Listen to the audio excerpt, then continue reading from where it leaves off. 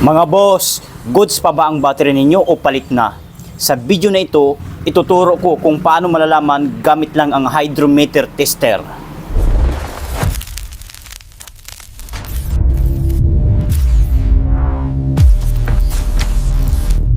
Magandang araw mga katip ni Kuya RM. Ako si Kuya RM at sa video na ito, tuturo ko sa inyo kung paano malalaman kung goods pa o malakas pa ang 2SMF Enduro battery gamit ang tamang pag-check at tamang pagbasa ng hydrometer tester. Marami sa inyo ang nagtatanong, Kuya, kapag nasa green ba, good pa talaga ang battery? Kapag nasa white, sira na ba? Kapag nasa red, bad seal na ba agad? Kaya ngayon, iisa-isahin natin malinaw, walang paligoy-ligoy. So ito po ang ating battery. Ito ay example lamang, halimbawa lamang gumamit tayo ng battery na 2SM Enduro Motorite. Ito po. Step 1, visual inspection. So unang-una mga boss, huwag muna tester agad. Tingnan muna natin ang actual na kondisyon ng battery. May tagas ba ng tubig? Tingnan natin dito kung may tagas ba siya. Sa bandang gilid, wala naman po. Wala rin naman siyang tagas. Naamoy mo ba na parang maasim? O may umbok ba o namamaga ang kiss? Dito po. Papansin natin dito kung may umbok ba siya dito banda. Ayan. So dito ay wala po. Okay naman siya. Dito po sa kabila. Gayan din sa kabila. Okay naman po siya. O wala. Ayos. Tsaka kung may kalawang ba sa terminal, ito po. Ito ang terminal ha. Negative polarity ito ng battery. Ito ay positive. Ito po, positive polarity ng isang battery. Kung may kalawang dito, wala naman siya. Malinis siya, oh. Kita nyo, walang kalawang yan, ha. Maluwag ba ang terminal connection? So, yun po ang i-check natin. So, kapag may umbok at tagas, malaking posibilidad na overheated, overcharged, sira na ang battery. So, visual inspection pa lang, may idea ka na agad sa kondisyon. So, step 2, check battery voltage. Next, gamit tayo ng multimeter. Ito mga boss, Zotic brand ang multimeter na ito. Multimeter tester. So, meron siyang dalawang mga alligator clip. So, sa pagkabit dito, itong kulay pula, itapat nyo lang ito sa kulay pula rin. Pagkayan siya. Yan. Tapos na yan, okay na yan. Tapos itong kulay itim naman, alligator clip niya, dito sa comb, yan, dito sa itim ha. Igayan nyo lang siya. Yan. So okay na yan, nakakabit na. So i-open nyo dito. Sa pag-open nito, tapat nyo lang dito sa B. Ibig sabihin, bolts po yan. Igayan mo lang, oh. So ayan, so open na po siya. Ayan. So ngayon, para mas maliwanag, hindi siya malabo, pindutin nyo ito ng hold. Hold nyo lang o nakalagay man hold. Long press baga ng ilang seconds lang para mag-ilaw lang siya. Ayan. So nag-ilaw na siya. So makikita na natin. Ilagay natin dyan.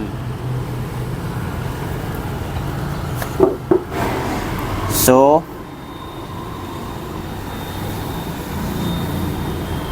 itong kulay pula na pin niya o alligator clip, dito nyo ikakabit yan sa ano ha, sa plus sign.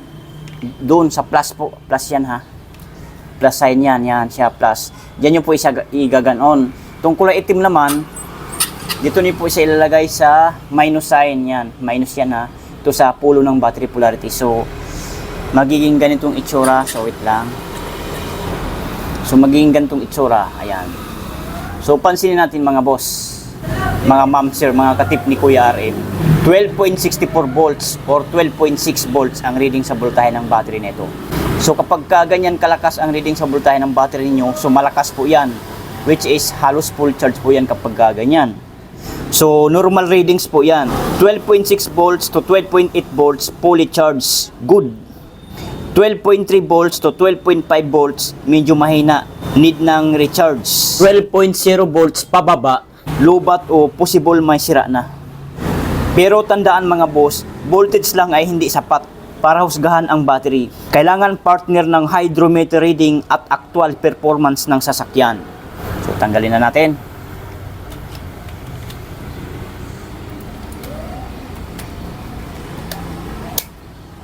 Ayan, tabi na natin to. So, step 3, hydrometer testing, pinakamahalaga. Dito na papasok ang hydrometer tester. Ito ang sumusukat ng specific gravity ng electrolyte o tubig ng battery. Ito po ang itsura ng ating hydrometer tester. Ayan.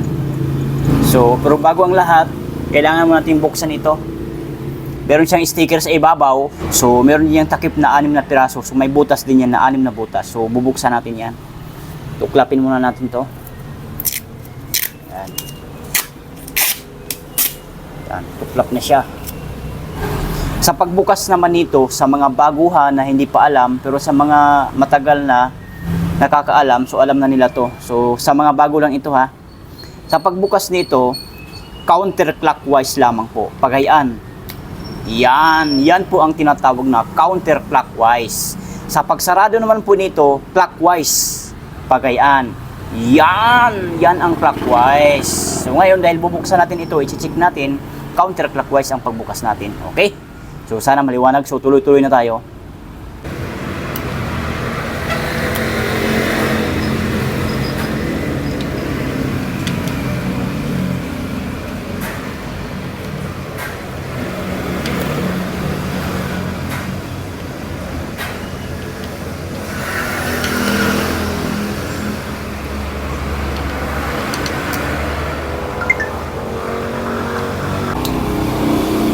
Hulog pa. So ayan mga boss, bukas na po yan. So ngayon atin ang susukatin yan gamit itong hydrometer tester. Ito po. Sa mga hindi nakakaalam, lalo na sa mga baguhan, ang tawag po sa aparato na ito yung tinatawag na hydrometer tester. Ulitin ko po, hydrometer tester. Hydrometer tester. So sana maliwanag po ha. So sa pagsukat naman dito, meron siyang 6 na butas. Ang pagka-separation, ang separation sa butas na dito ng battery, positive, negative, positive, negative, positive, negative. So in short, negative yung dito sa pinakahuli sa dulo at ang sa unahan naman ay positive. So ayan po. So sana maliwanag. So ngayon susukatin na natin. So ang sukat ng tubig ay 1250 or 1.250 which is tumapat sa kulay puti. So, fair po yan, fair. So, mamaya may paliwanag po ito sa mga fair na yan, sa mga good, pag nasa kulay green, pag nasa kulay pula naman. So, pangalawang butas tayo. So, ang sukat ng tubig ay 1250 or 1.250 which is tumapat sa kulay puti. So, fair po yan, fair.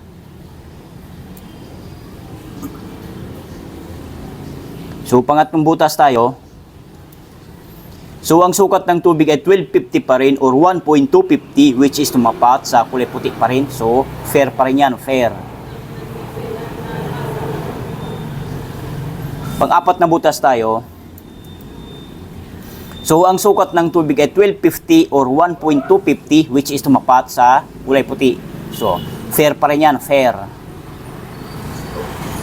Pang-limang butas tayo. So, ang sukat ng tubig ay 1250 or 1.250 which is tumapat sa kulay puti. So, fair pa rin yan, fair. Pang-anim na butasan tayo, last but not the least. Ang sukat ng tubig ay 1250 or 1.250 which is tumapat sa kulay puti. Okay?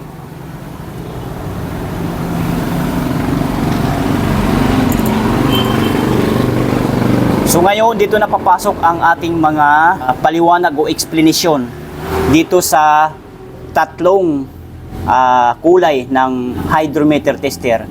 Sa kulay pula, sa puti at green. So ngayon, uunahin natin itong kulay green. Kapag tumapat siya dito sa kulay green, ibig sabihin po niyan ay good. Ayan po, kita niyo yung good, kulay green. Ibig sabihin, fully charged ang cell ng battery. Normal ang specific gravity, good pa ang electrolyte, malakas pa ang battery. Simpleng salita mga boss, goods pa, malakas pa ang ating battery. So sana maliwanag. Pero importante ito, dapat halos lahat nasa cells ay green.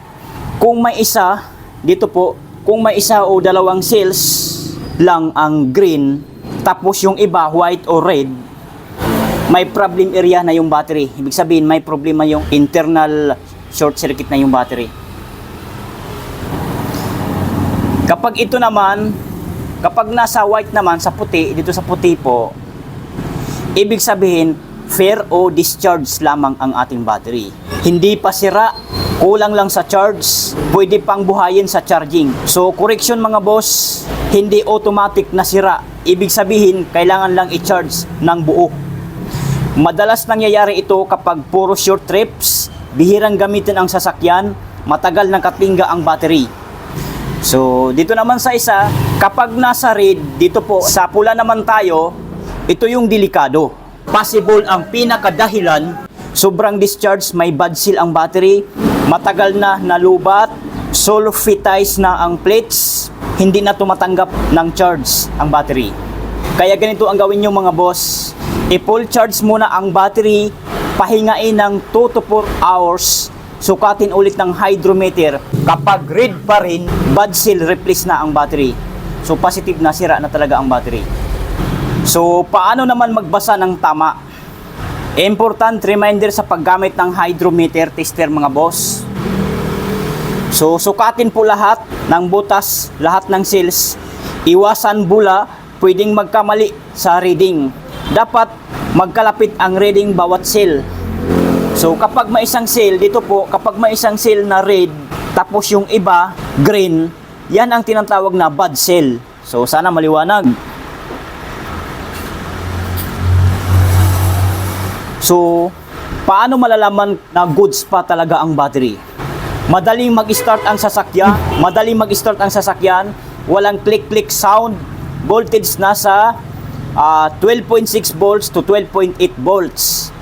Hydrometer reading nasa green lahat. Dito po siya tumapat lahat ha. Ang kanyang reading sa hydrometer. Dapat green lahat. Hindi mabahong amoy asido. Walang umbok ang case. Dito po. Sa pinaka-case niya. Kailangan walang umbok. Diyan po sa mga case niya. Dito po. Dapat walang umbok yan ha. Na parang bukol. Kung makikita nyo.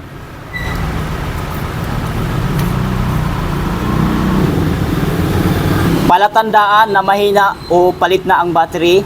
Pero kung ganito na mga boss, hirap mag-start, mabilis malubat, click-click lang ang pag-start, red ang hydrometer reading, dito po siya tumapat.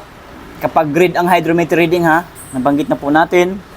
May umbok ang case, dito po, sa kabilaan. Pag may umbok ang case niya, laging need i-jump start. Kapag ganyan, huwag na hintayin maaberya sa daan.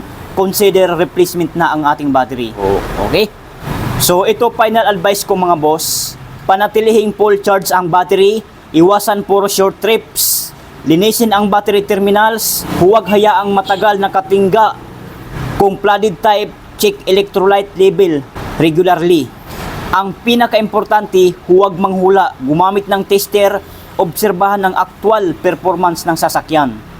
So okay na po tayo dyan sa hydrometer tester sa ating mga paliwanag. So ayan mga katip ni Kuya RM, sana nakatulong sa inyo kung paano malalaman kung goods o malakas pa ang 2SMF Enduro battery at tamang pagbasa ng hydrometer, nasa green, nasa white at red. Kung may katanungan kayo, comment lang sa ibaba, i-like ang video, mag-subscribe sa tip ni Kuya RM. Ako si Kuya RM, nagbibigay ng tamang tip, tutorial at advice tungkol sa battery. Maraming salamat sa panonood, hanggang sa susunod na video.